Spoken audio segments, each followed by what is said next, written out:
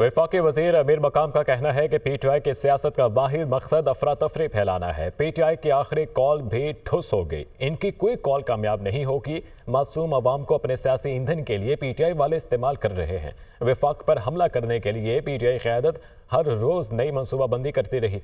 वो सवात में तकरीब से खिताब कर रहे थे।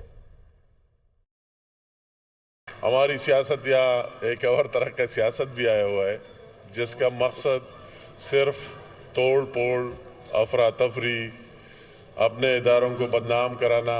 इस मुल्क में अगर देखते हैं शहबाज शरीफ साहब की लीडरशिप में उसकी पूरी टीम दिन रात मेहनत में मसरूफ़ है। दूसरी तरफ वही लोग लगे हुए हैं, उसको कुछ ही नहीं मिलेगा नाकामी के अलावा।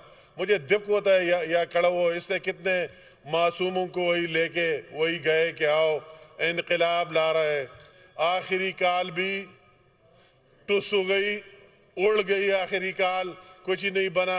मुझे अफसोस होता है केपी से होते हुए कि हमारे उस हुकूमत के साथ, केपी गवर्नमेंट के साथ न दहशतगर्दी पर काबू पाने के लिए प्लान्स है, न उनको इसके लिए टाइम मिलता है। उनके लिए टाइम मिलता है सिर्फ आओ फला जगह चलो, आओ फला जगह चलो, और इसी पर इन लोगों को मशगूल रखा हुआ है।